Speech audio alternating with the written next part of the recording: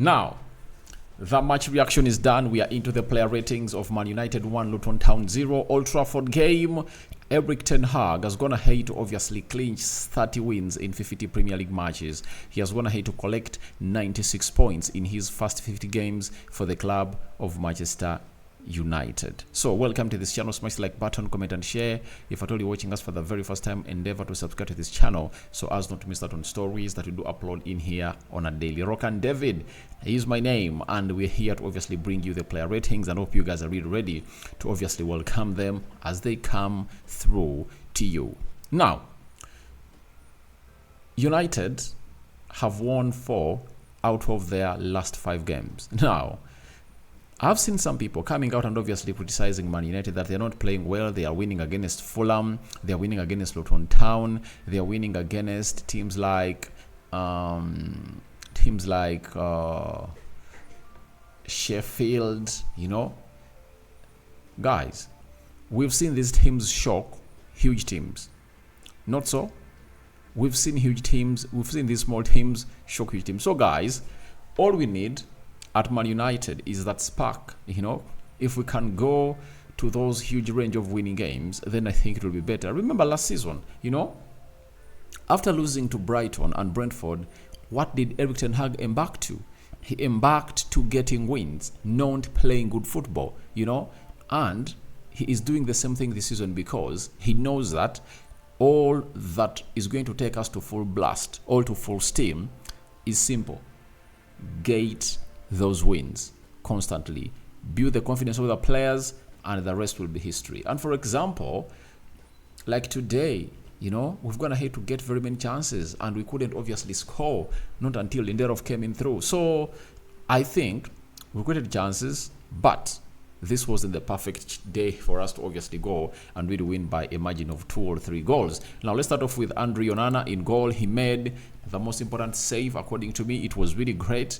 It was a header, and he obviously went ahead to dive and obviously put in a very good save. And the other 4 shots that he saved were not all that threatening, but he did the needful. And I really like the way he's obviously growing into the game. He's no longer cost us games like he was at the beginning of the season. So that shows you how huge is growing into the game of Man United. And my worry is when he goes to the Cameroon national team, who is going to be in between the stitches of Manchester United, because you can't really bring in Bendeir, because Bendeir will also be learning, you know. Whether Ten Hag will go with Tom Heaton, I don't know. But those 8 games that Andre Onana is going to miss are really going to be very important. I call in for those 8 games because I know how important they are for our season. But the beauty of all that is simple. We'll be having maybe Paul Michu as the sporting director and Jean-Claude as the chairman or the CEO of the United Club. I'm giving Andre Onana a 6 out of 10. He had nothing to do, by the way, in that game, you know. However much you hear they had the same number of shots on target with like us, but our shots on target were really more deadlier than theirs. So I'm giving him a 6 out of 10. Then I go to Diego Dallo. Guys, I liked the way he obviously put in a cross that was headed by Scott McTominay around the 20th minute of the game. Then he was solid at the back. I liked his energy levels, the way he tracked back that post, right? The way he tracked back the back post was really great, and his passing was really great, and his composure gives us a very huge reference onto the right back position. So let me also show you his game by numbers as brought to us by Statman Dave. 89% passing accuracy, 65 touches, 41 out of 46 passes completed, 13 out of 16 final passes completed, 8 ball recoveries, 2 out of 2 ground duels won, 2 out of 2 tackles won, 2 long balls completed, and 1 key pass. That is Diego Dallo for you. And my worry for him is simple. He's going into the international break and he might find himself injured. You know, too many games played, right? So he needs to really get a good rest. But the beauty of that is that at least after international break, we know Sergei Roglen is going to be available. Tyrell Malacia is returning. Aaron Wan-Bissaka will also have returned. So I don't really find it so bad, but you better have all of these players are variable. As you prepare to play away at Everton, then play Galatasaray, and then on Saturday, we'll be playing against a side known as Newcastle away from home. So we need these players readily available. So Diego Dallo takes a 7 out of 10 for me. He really put in a shift. 6.5 out of 10 for me. He really put in a shift that I really loved. We go to Sergio Hojlund, the left back of Man United. Guys, let's all admit he's good. He's good. The way he composes himself on the ball, the way he obviously puts in those crosses, and the way he doesn't give up, the way he runs is really the right person to come in through and obviously be the competitor for all these left backs we're having at Man United. But the big question is, will his contract be extended at Man United in January? Because in January, Luke Shaw will be back, Tyrell Malacia will be back. Now, the decision will have to be taken. But I think for him, it's obviously working for him. With the performance he's putting in through, I don't see him not getting a club. That is it. I don't see him not getting a club. And for even Spurs, Ange Postecoglou might think twice and say, all right, let me retain this player, the club of Spurs, and he gets me the best. Because I believe he's press resistant and he fits the style, but I think when he brought in Udogie, he really thought that he is going to have a better player, physical, having the physicality of the Premier League, but all in all, Hojlund is going to hate to put in a show. And I give him a 6.5 out of 10. 6.5? 6 out of 10 for me. I'm getting him a 6 out of 10. We go to the central defense. Harry Maguire. Guys, whether he's playing against that side, I really give him the respect he deserves, because some people have always gone ahead to say, well, can you have an agenda on Harry Maguire? And I come here in peace to confirm to you that I have no agenda on Harry Maguire. Whenever I put in a show, I obviously come here and tell you that Harry Maguire is going to hate to perform very well, right? And when he really puts up shit, I'll tell you that he had a shit performance. So, if he played shit football, I call it shit football. So, for Harry Maguire, he had a very decent display today. I obviously said a lot about him into the match preview, into the match reaction. If at all you watched it, then you exactly know what I'm talking about. He had 97 touches, 91% passing accuracy, 78 out of 86 passes completed. Sorry about that. 9 out of 4 long balls completed, 9 ball recoveries, 3 clearances, 3 blocks, 2 duels won, 1 key pass. That is Harry Maguire for you, putting in what we call a very clear-cut performance for him. And to me, he takes a 7. He takes a 7 out of 10 for me. He really played very well, and he's trying to use his brain to play the game. And I think Ten Hag is improving him onto that a lot, because when he was with Ole Gunnar Solskjaer, though he was obviously having a slow pace, he found himself in positions of being beaten off his pace. But nowadays, this season especially, he's not being beaten off his pace. His positional discipline is really improving, and they play together with Lindelof, whom he has known for now 4 years. Because Lindelof came in 2018, that is January, and Harry Maguire came, I think, a year or 13, 14 months later.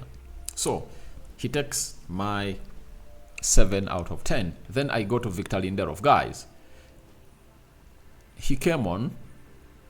Did he come on? I think he came on. Did he come on when we were playing Copenhagen? I don't really recall. But today I was going to hit to start, and everyone was asking himself, why is it that the manager is finding it easy to bench Varane? And trust me, the manager might be having his solutions, his own decisions as to why he is going ahead to make such decisions. But Lindelof has put in a show. He scored the winner. He obviously went ahead to obviously look solid. Even when he was shifted to the left back position, he obviously closed that position very, very well. And this was his game by numbers. That is Victor Lindelof. 117 touches. That's Victor Lindelof for you. 102 out of 108 passes completed. Quite good, meaning that he failed to complete only 6 passes.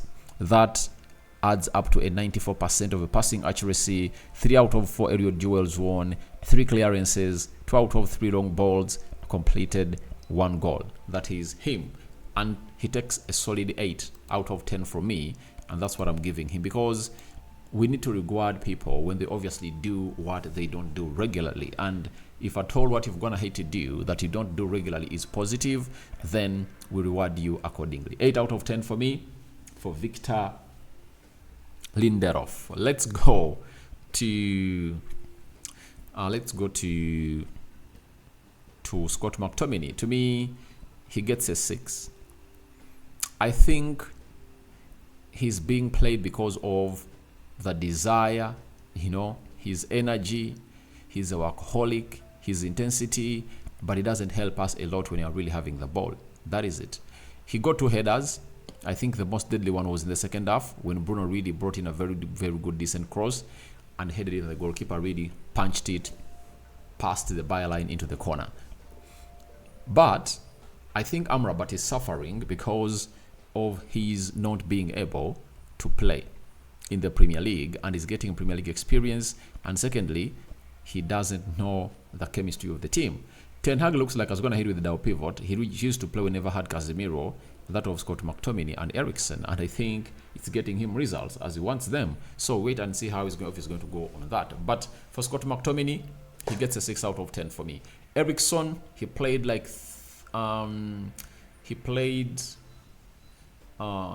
40 minutes, and then he was injured.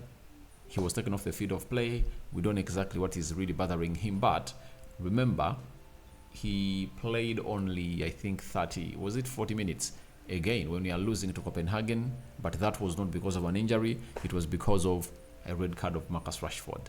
So Eriksen has gotten an injury, but he takes a 6.5 out of 10 for me. That is it. We go to Marcus Rashford off the right. I think he tried his level best and he put in crosses. For that would have gone ahead to be a goal in the first minutes of the game, and he missed out on 2 chances, in that entire game. But his confidence really needs to get back. I don't know how it's going to get back, but it needs to get back. And it looks like he's getting a slow start of a season, because last season, all the games we really had, he had a slow start. Even though he went ahead to score a brace against Arsenal, he scored one against Liverpool at Old Trafford.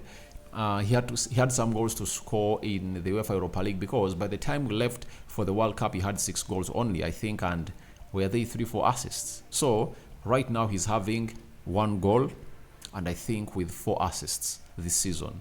2 for Rasmus Hojlund in the Champions League, and 2 for the penalty against Nottingham Forest, and the Johan he created for Eriksen. So he's having more assists than goals. 5 goal involvements this season, yet last season he averaged close to 40 goal contributions. And we wait and see how that is going to pan out for this man who is one of those that put in 30 and is really struggling. He gets a 6.5 out of 10 for me. We go to Alejandro Garnacho. Guys, he's the real deal. He is the real deal. Like him or hate him, he's the real deal, and trust me, he is keeping us off the edges of our seat. The way he cuts inside, he makes it look easy, like hot bread through butter, easy like taking water. That's what he does. And I've always warned you, though I iterate a lot about it, but I've always told you, this guy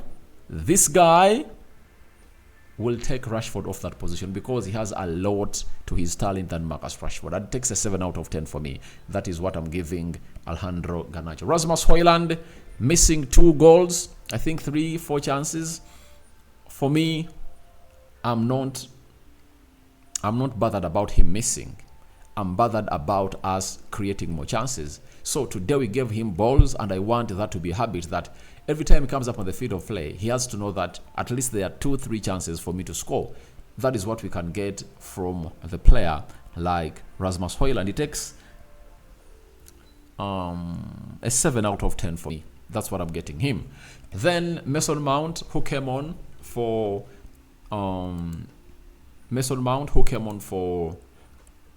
he came on for this other guy, Eriksson. He really played 50 minutes for Man United, and this was his game by numbers. I believe he really had a very good shot today, and I believe he's obviously coming back, and very soon he'll obviously be there.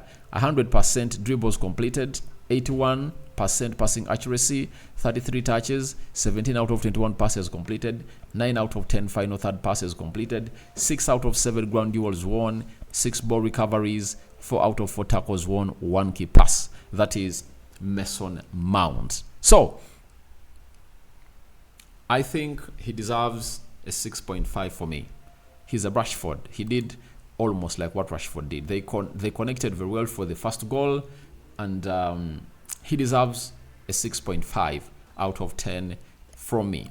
Then we go to other substitutes. Rafael Varane, he takes a 6.5 out of 10 for me. He came in through and obviously organized that defense and helped us keep a clean sheet. Anthony, no sooner had he came off on the field of play than he put up a very good ball to Marcus Rashford. Though, as he grew into the game, he went back into the Anthony that we know. He went back to the default mode. But all in all, looks like there are lots of positives that we have to obviously come in here and look at for Anthony when he plays off the bench. So Anthony gets a 6 out of 10. I think those were the substitutes. Not so. Was there anyone else? Was there any other substitute that Erik ten Hag went ahead to make? I don't think so. Let me check and see. Mount, Varane, Anthony. 3 substitutions.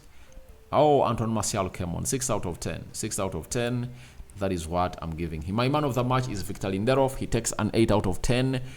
Erik ten Hag takes a 7 out of 10 for me. You know, sometimes people will call in for a team playing well, but remember, when Jose Mourinho was here, do you know how many games he won at 1-0? He won close to 15 games at 1-0, to an extent that even the Premier League put up a prize for a team that obviously breaks that clean sheet record of Jose